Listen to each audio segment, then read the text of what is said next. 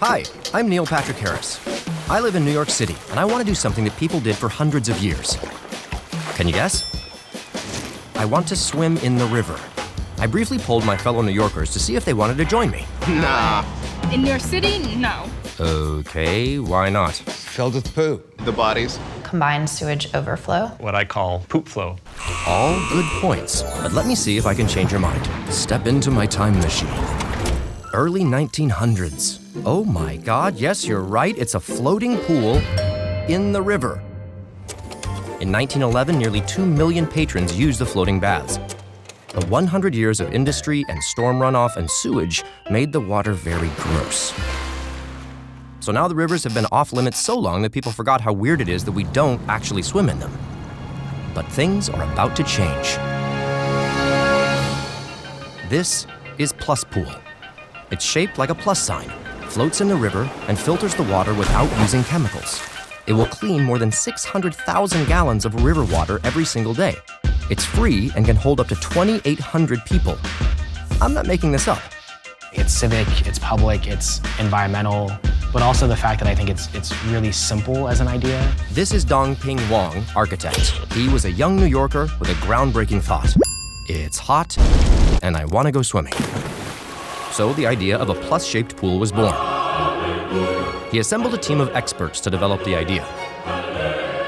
Okay, they were his friends. Jeff is the conservative, smart, and safe one. Dong is the best version of Dogtown and Z-Boy's surfer bro. He likes burritos a lot. We all like burritos a lot. And Juana Stănescu is an incredible, fiery architect. And Archie is the talkative one. You asked another question, I had another thought, but I forgot what it was. They locked themselves inside for 4 weeks straight, putting a book together for the design and eating a lot of pizza. When they were done, they mailed out 100 copies and posted on Facebook. They received a lot of feedback, including one critical phone call. Is Josh David gonna talk here? Josh David is the oracle for us.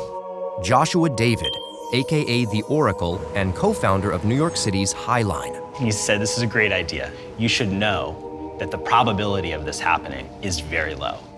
I told them it would take a long time.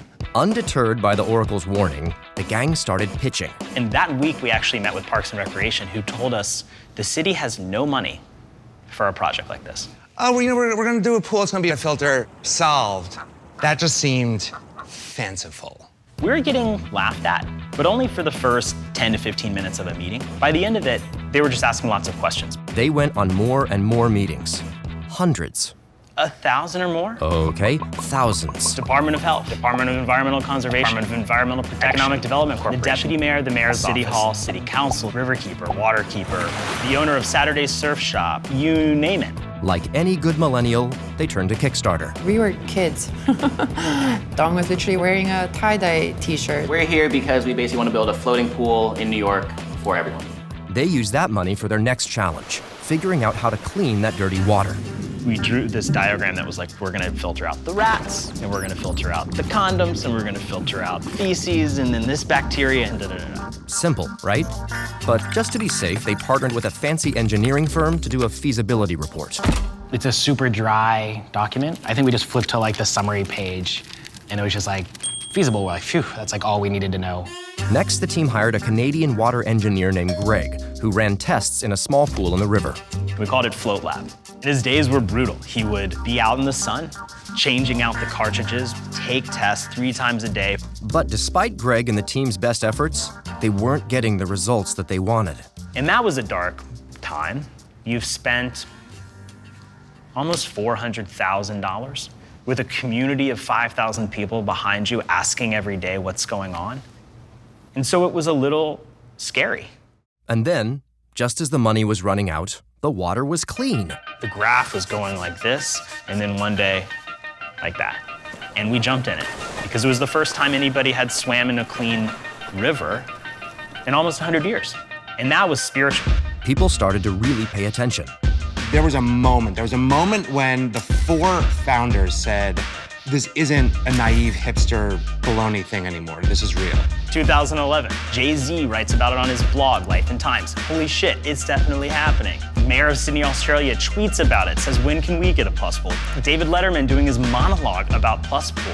Time magazine called Plus Pool one of the top inventions of the year. The cronut also won. And you're like, this is gonna happen, Mom, you know? And it was totally happening, Mom. Plus Pool even caught the attention of Heineken, who were super excited to help make the rivers accessible to everyone again.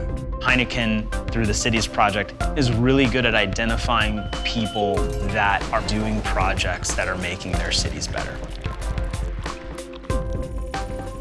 The Cities Project is all about giving back to cities. It's Heineken's initiative to make cities better for the people who live in them. This is one of those ideas that everybody who hears it's like, of course I want to do that. Of course I want to swim in the water. They think it's a little bit crazy and like, that's never going to happen. But you know what? The more you talk about it, the more we get it out into the public conversation, the less crazy it sounds. Heineken has given us the ability to speak to an audience It'd be pretty fun if we could swim in the river again. much bigger than the audience that we have currently. Heineken's primary purpose is to drive awareness. We want people to demand that they get Plus Pool. And if we could clean the water in one river in one city, imagine multiplying that by Plus Pools all over the world. My greatest hope for Plus Pool is that it spawns. If we do it here, it will float everywhere. The millions of people in this country and all over the world that have ideas about how their cities can be better, they should be listened to. They should be given the tools.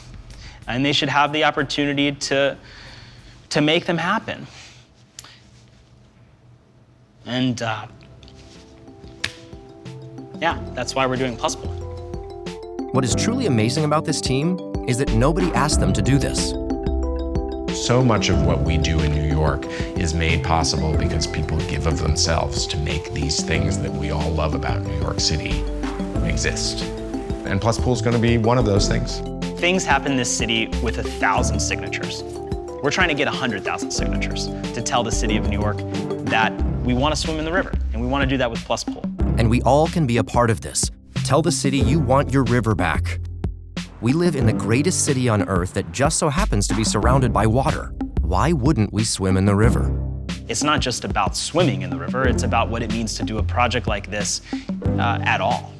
So go to swimintheriver.com and sign the pledge, buy a tile, and get your swimsuit ready.